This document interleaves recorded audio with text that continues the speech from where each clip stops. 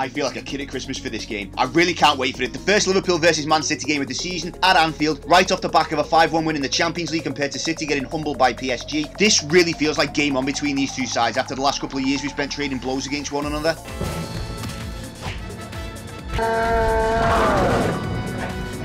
I didn't hear no bell. I'm the best around. Nothing better I must admit, when I started my channel, there were a few games I was really looking forward to covering. Obviously, Everton United are among them. I've also already revealed the personal attachment I have to Sunderland, given that I lived up there for almost 5 years, and a lot of my mates are up there too. So obviously, I'm really looking forward to covering that one if and when it ever comes. But I was particularly looking forward to covering City because our rivalry with them over the last couple of years is something I've been itching to explain and try and put into words to see if you guys agree with me over it. Now, for me, there's a rival and then there's a rival. On the one hand, you've got your biggest rivals, teams you've historically shared something with down the years, like stretching back decades. That can be a shared space, a team from the same geographical area as you. Obviously, we call that a derby and is the most basic and common form of these kinds of rivalries. These rivalries, for me, though, are basically like family bickering.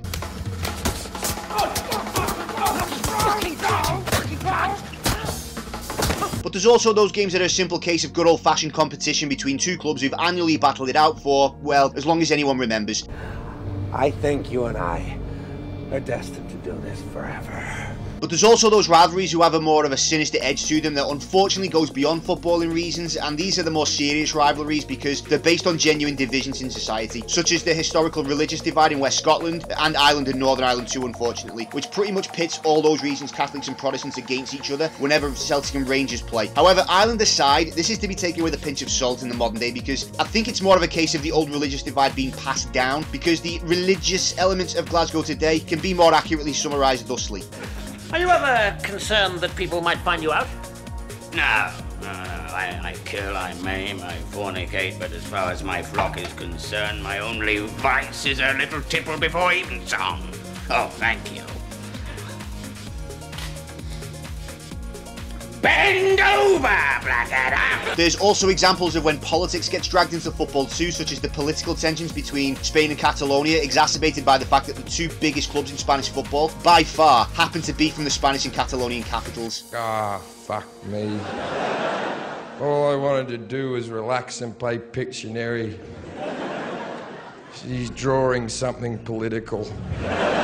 Now, there's other examples too, but like I said, on the one hand, these are your biggest rivals, something you share a genuine divide with that stretches back generations and will continue to thrive for generations to come. Man City are not this type of rival. Obviously, those rivals to us are Everton and Man United, and there's maybe a case for Chelsea too, but I think that depends on which Liverpool fans you ask. Same as if you ask most Liverpool fans who you think Liverpool's biggest rivals are out of Everton or Man United. It just depends which Liverpool fan you ask. What City are, on the other hand, are our competitors. But what makes it special is that they're our competitors when we're both at the top, the very top level of English and European football. We've both got special managers, special teams that are going to be remembered for generations to come because they're both that good. This rivalry that we have is the same as what Nottingham Forest had with Liverpool in the late 70s and very early 80s. It's also the same as what Arsenal had with Man United in the late 90s and early 2000s. City are our direct competitors only through the sheer brilliance of the two managers and two really special teams. It's lasted longer, and at the very top level we've developed a special kind of direct competition with each other, one that you really only get to see once in a generation or so, and we really should savour it for as long as it lasts because it could be a long time before we see two teams as good as these two again in English football, and us be one of them too. I will hurt you for this. I'm sorry. Anyway, I don't include Raheem Sterling in this, by the way. That's just a personal thing between him and us, and he just happens to play for City. I don't consider that to have added anything significant to the competitive nature of this fixture. We just can't stand the little cunt, and it's just a coincidence he's playing for our most direct competitor. I mean, I think I speak for all you guys when I say we don't care about City enough to be mad he picked them. If he picked United, on the other hand... No. But as for how much we've traded blows down the recent years, I mean, God, we've knocked them out of Europe. We ended an unbeaten run of theirs in their most successful league campaign ever. They've beaten us in a cup final. They've thrashed us 5-1 and 4-1 on two separate occasions. When we play, the football fans in this country all take notice. I mean, look, when Liverpool and Man United play, that'll always get the worldwide audience, and rightfully so. We're England's biggest clubs, we're England's biggest rivals. That'll always get the most attention. But we never seem to be able to compete at the same time. One of us is always miles better than the other. This between us and City, though, it's a real football football match. It's not the two biggest clubs going at it, it's the two best teams that the country has produced in quite a while going at it. This is more a respectful version of what Arsenal and United had in the late 90s and early 2000s between Wenger and Fergie. It's kind of what Liverpool and Forest had in the late 70s between Paisley and Clough. No, I want to fight him. And each and every chapter since these two special managers have come to the clubs really has been a proper battle between two special teams. Look, I don't care about United and Chelsea this season. They have closed the gap, they have got better, they are to be respected, and they have solidified that there is now a top four rather than a so-called big six. But I'm still certain they'll finish third and fourth. Liverpool and City are still the two best teams in England with the two best managers, and this latest chapter will still be the game to watch for proper football fans. Liverpool United is still the biggest game in English football, make no mistake, that's still the biggest and will always be the biggest. But Liverpool and City are still today's teams, the now teams. This is the fixture of our time right now in this moment in history, and that will only change when another club inevitably wins the league ahead of us both on merit, not because of us both having an injury crisis or some shit. I mean, look, I don't know what the injury is to Andy Robertson from the other day, but I do think that Liverpool exposed themselves last year, that a couple of injuries and they can have problems. And was last year just unlucky, or was it a sign of a team that's been overplayed for 3 years previous to that? Calm down, son.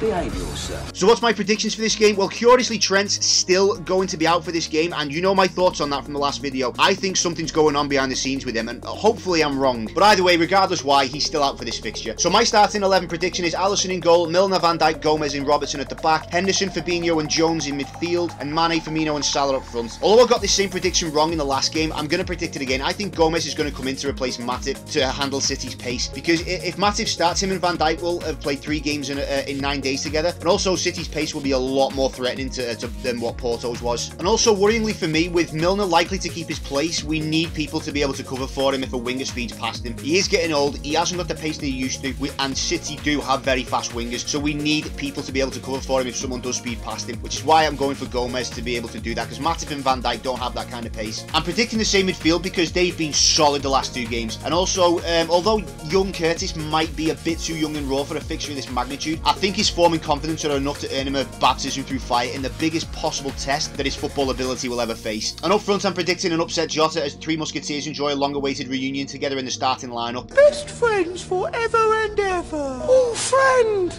They scored all our goals in the last game. Jota had a bit of a mere squander and a few chances. We are playing City. I think the time's right for our main 3 to get back together again. But as for the score, look, you can't ignore what happened in the last game. You know, we just hammered a Champions League side 5-1. City, for the first time in a long time, got beaten, got outclassed. You know, I know they've lost games before, but to be truly outclassed when they're at the peak, that has only really happened against us when we've had the cop roaring us on in a really, truly big game. You know, City, that's the only time they've been done over the last few years. So for them to be truly beaten by someone is going to have rocked them a little, and they are going to want to bounce back, but their confidence will be a little bit shaky. And now they're coming to Anfield to play us. Worst possible time for them to play us, I think, but they are still going to be eager to bounce back, as they know a win against us will, you know, shoot their confidence back up as well. But honestly, my first thought after the Champions League game was that it will be 2-0 to us, and I'll give that a mention for what it's worth in case it happens. But now the hype's got to me. I can just feel it, that this has the potential for a classic. I can't put my finger on why, but my spider sense is tingling. That we're going to see something truly special this Sunday. So I'm going for a 3-2 Liverpool win, but with both teams really going for it, and give us a real game that will be remembered for a long time. As always though, I'd love to hear your thoughts below. Do you agree with me on City being our competitors and not our rivals? Or do you think they've elevated their way into the discussion now the same way Chelsea have done over the last 10-20 years? I really do want to know your guys' thoughts on Trent too, because I am suspicious as hell over it. Obviously, I'd also love to hear your score predictions too. And finally, a shout out to Tony Gillespie. To answer your question, mate, I can't say for certain whether I'll be in the Sandon or not before the game. I do